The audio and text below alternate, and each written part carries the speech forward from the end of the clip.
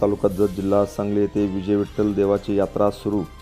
जत तालुक्यातील सोनाळे येथे सालाबादप्रमाणे श्री विजय विठ्ठल देवस्थानची यात्रा मंगळवार दिनांक 17 मार्चपासून सुरू झाली असून शनिवार दिनांक 21 मार्च 2026 पर्यंत विविध धार्मिक कार्यक्रमाच्या माध्यमातून ही यात्रा सुरू आहे।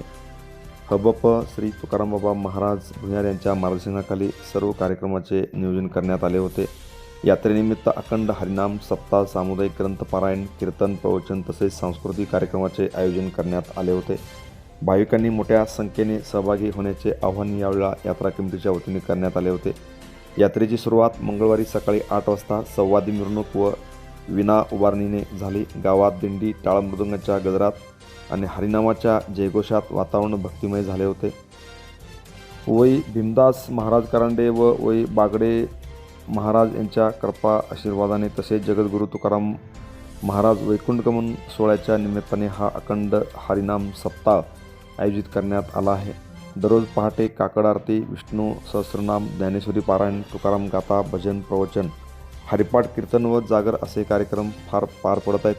प्रवचनासाठी हबप युवराज महाराज शिंदे चिक्कलगी, पात्रे महाराज निंबोणी, परमपूज्य माता वचन श्री ताई सारंगमठ कलबुर्गी तसेच अमृत पाटील महाराज जालियाळ यांची उपस्थिती लाभत असून भाविकांना आध्यात्मिक मार्गदर्शन मिळाले आहे। गुरुवार दिनांक 19 मार्च रोजी चैत्र शुद्ध प्रतिपदेनिमित्त देवाची पालखी सवाद्य मिरवणुकीने डोंगरावर नेण्यात आली। या पालखी सोहळ्यास भाविकांनी मोठी गर्दी केली होती। शनिवार दिनांक 21 मार्च रोजी हबप लायाप्पा सन्नाळे महाराज सोन्याळ यांचे कीर्तन तसेच हबप तुकारामबाबा महाराज यांचे काल्याचे कीर्तन व दहीहंडी कार्यक्रमानंतर महाप्रसादचे आयोजन करण्यात आले होते। शेवटच्या दिवशी अतिशय मोठी गर्दी या ठिकाणी जमली होती। त्यानंतर या यात्रेची सांगता आज होणार आहे।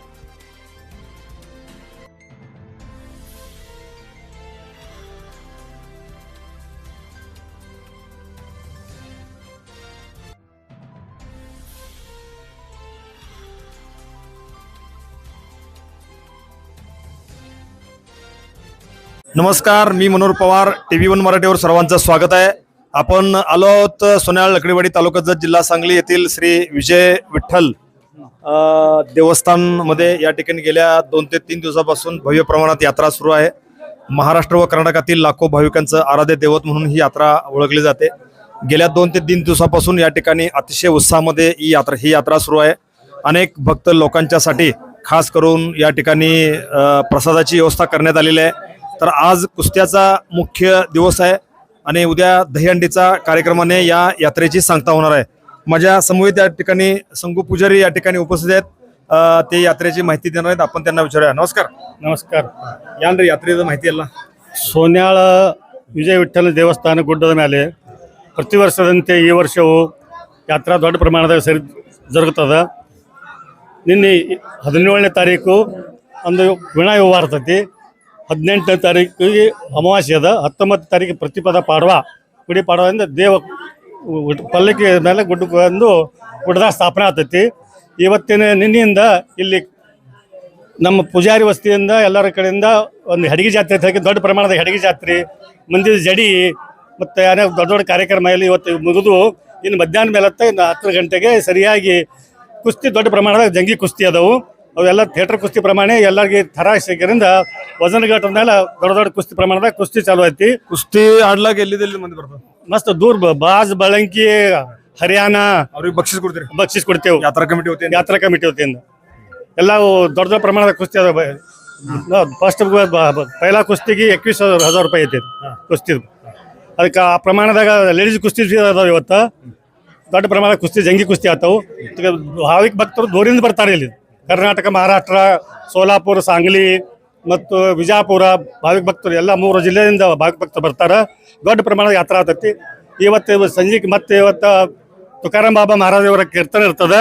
ಈ ಕೀರ್ತನ ಮುಗಿದ್ಕೊಂಡು ನಾಳೆ ಕಾಲೇ ಕೀರ್ತನ ಇರ್ತದೆ। ಕಾಲೇ ಕೀರ್ತನ ಮುಗಿತಪ್ಪ ಅಂದ್ರೆ ನಾಳೆ ದಹಿಹಂಡಿ ಪ್ರಸಾದ, ದಹಿಹಂಡಿ ಕಾರ್ಯಕ್ರಮ, ಅದು ಪ್ರಸಾದ, ಹೀಗಾಗಿ ಸಂಗತಾ ಕಾರ್ಯಕ್ರಮ ಆಗ್ತೈತಿ। ಇದಲ್ಲದೆ ಈ ದೇವಸ್ಥಾನ ಬೆಳಿಬೇಕಾದ್ರೆ, ಮಹತ್ವ ಅನ್ಬೇಕಾದ್ರೆ ಇಲ್ಲಿ ಪೈಲಾ ಹಿಡಿದು ದೇವರಿಗೆ ಪ್ರಸಾದ ಕಟ್ತಾರೆ। ಪ್ರಸಾದ ಕಟ್ಟಿ ಇಲ್ಲಿ ಎಲ್ಲರೂ ಭೂಮಿ ತೊಗೊಳ್ಳೋದು, ಜಮೀನು ತೊಗೊಳ್ಳೋದು ಅಥವಾ ಮನೆ ತೊಗೊಳ್ಳೋದು ಅಥವಾ ತಮ್ಮದ ದನ ಖರೀದಿ ಮಾಡೋದು, ಹೀಗಾಗಿ ಇಲ್ಲಿ ಪ್ರಸಾದ ಕವಲ್ ಕಟ್ಲಾರ್ದೆ ಯಾರು ಏನೋ ಖರೀದಿ ಮಾಡಂಗಿಲ್ಲ. ಇಲ್ಲಿ ಪ್ರಥಾ ಇದು ಜಾಟರ್ ಬಬ್ಲಾದ್, ಬಾಡಿಗ್ಯಾಳ, ಸೋನ್ಯಾಳ, ಲಕಡೆವಾಡಿ ಈ 4 ಮಂದಿ ಪ್ರಥಾ ಹಿಂಗೈತಿ ಇಲ್ಲಿ ತನಕ ದೊಡ್ಡ ಪ್ರಮಾಣದಾಗ ಎಲ್ಲರೂ ಇಲ್ಲಿ ಕೇಳಲಾರ್ದೆ ಯಾವುದೋ ಒಂದು ಹೆಣ್ಣು ಗಂಡ ಸತ್ತು ಅವರು ಮನೆಯಾಗ ಸ್ವಚ್ಛಾರು ಸ್ವಚ್ಛ ಮಾಡಂಗಿಲ್ಲ, ತಮ್ಮ ಹೆಣ್ಮಕ್ಳು ಮತ್ತವ್ರಿಗೆ ಕೊಡಂಗಿಲ್ಲ. ಎಲ್ಲ ಭಕ್ತ ಮಂದಿ ಪ್ರಸಾದನ ವ್ಯವಸ್ಥೆ ಮಾಡ್ರಿ. ಭಕ್ತ ಮಂದಿ ಪ್ರಸಾದ ದೊಡ್ಡ ಪ್ರಮಾಣದ ಪ್ರಸಾದ ಚಾಲು ಐತಿ. ಈಗ 4-5 ದಿವಸ ಐತಿ ಇಲ್ಲಿಂದ ಪ್ರಸಾದ ಚಾಲು ಅದ. ಏನಾದರೂ ನಾಳೆ ಸಂಜೆಗಳ ಪ್ರಸಾದ ಚಾಲು ಇರ್ತೈತಿ. ದೊಡ್ಡ ಪ್ರಮಾಣದ ಪ್ರಸಾದ ಐತಿ. ಯಾರಿಗೆ ಶಾವಿಗೆ ಪಾಯಸ ಅದ, ಏನದ ಬುಂದಿ ಅದ, ಖೀರ್ ಅದ, ಹಿಂಗೆ ದೊಡ್ಡ ಪ್ರಮಾಣದಾಗ ಅದು ಅನ್ನ ಸಾರ ಐತಿ. ದೊಡ್ಡ ಪ್ರಮಾಣದಾಗ ಭಾವಿ ಭಕ್ತರು ಎಲ್ಲರದು ಪ್ರಸಾದ ಚಾಲು ಇರ್ತೈತಿ. ಇದು ಅಲ್ದೇನೆ ಮಹತ್ವದ ಹೇಳ್ಬೇಕಾದ್ರೆ ಇಲ್ಲಿ ಯಾರು ಪ್ರಸಾದ ಕಟ್ಲಾರದೆ ಮುಂದೆ ಯಾರು ನಮ್ಮ ಈ 3-4 ಊರಾದಾಗ ಯಾರು ಕೆಲಸ ಏನೂ ಮಾಡಂಗಿಲ್ಲ. ಇಲ್ಲಿ ಪರಿಸ್ಥಿತಿ ಇದು ಅಗದಿ ದೇವಸ್ಥಾನ, ಅಗದಿ ಒಂದು ಜಾಗೃತ ದೇವಸ್ಥಾನ ಐತಿ ಇಲ್ಲಿ. ಹಿಂಗಾಗಿ ದೇವಸ್ಥಾನದ ಅತಿ ದೊಡ್ಡ ಪ್ರಮಾಣದ ಜಾತ್ರೆ ಐತಿ. ಅದೇ ಅಲ್ಲದೆ ಇದು ವರ್ಷ ಕೇವಲ ನಾವು 12ರಾಗ 2012ದಾಗ ನಾವು ಇದು ಮಾಡ್ಕೊಂಡಿದ್ದೆವು ಕ ವರ್ಗದಾಗ. ಈಗ ಅದು ನಮ್ಮದು ಆಮದಾರ್ ಸಾಹೇಬ್ರು ಬಂದ ಬಳಕ, ಈಗ ತೊಳಕರ್ ಸಾಹೇಬ್ ಬಂದ ಬಳಕ ಈಗ ವರ್ಗದಾಗ ಕುಣಿಸ್ಯಾರ. ಈಗ ನಮ್ಮ 5 ಕೋಟಿ ಒಂದು ಆಶ್ವಾಸನೆ ಕೊಟ್ಟಾರೆ. 5 ಕೋಟಿ ಸದ್ಯಕ್ಕೆ ಈಗ ಅದ್ರಾಗ 1,80,00,000 ಮಂಜೂರು ಆಗ್ಯಾವ. ಈಗ ಕೆಲಸದಾಗ ಚಾಲು ಐತಿ. ಇದು ಅಲ್ಲದೆ ದೊಡ್ಡ ಪ್ರಮಾಣದ ಊರಾಗದ ಒಂದು ಮಂಗಲ ಕಾರ್ಯಾಲಯ ಕಟ್ಟಿದೆವು ಊರಗುಡಿಯಾಗ. ಮತ್ತು ದೊಡ್ಡ ಪ್ರಮಾಣದ ಅಗದಿ ದೇವರದು ದೊಡ್ಡ ಪ್ರಮಾಣದ ವ್ಯವಸ್ಥಿತ ಆದವು. ಇದು ಅಲ್ಲದೆ ದೊಡ್ಡ ಪ್ರಮಾಣದ ಜಾತ್ರಾ ಅತಿ ಪ್ರಮಾಣದ ದೊಡ್ಡ ಪ್ರಮಾಣ ಆಗ್ತೈತಿ. ಇದರ ನಂತರ ಶ್ರಾವಣದ ಜಾತ್ರಾ ಆಗ್ತೈತಿ. ಅದರ ನಂತರ ದೀಪಾವಳಿ ಜಾತ್ರಾ ಆಗ್ತೈತಿ. ದೀಪಾವಳಿ ಇಲ್ಲಿದ ದೇವ್ರ ಪೈಲ ಹೋಗಿ ಹುಲ್ಜಂತಿ ಬದಲೇ ಭೇಟಿ ಆಗ್ತೈತಿ. ನಮ್ಮದು ಹುಲ್ಜಂತಿ ಮಾಳಿಂಗರಾಯನಗೂಡ ಹಳದಾಗ ಇದು ಸಹಿತ ದೊಡ್ಡ ಪ್ರಮಾಣದಾಗ ಜಾತ್ರೆ ಸಹಿತ. ಇಲ್ಲಿ ಇಲ್ಲದೇ ದೇವರಲ್ಲಿ ಹುಲ್ಜಂತಿ ಭೇಟಿ ಆಗಂಗಿಲ್ಲ. ಈ ದೇವರ ಅಟ್ಟ ಮಹತ್ವದ ಐತಿ. ಇಷ್ಟು ಹೇಳಿಕೆ ಅಂದ್ರೆ ನಂದು ಕೆಲವು ಮಾತು ಮುಗಿಸ್ತೀನಿ. ಧನ್ಯವಾದ. ನಮಸ್ಕಾರ. Press the bell icon on the video and never miss another update.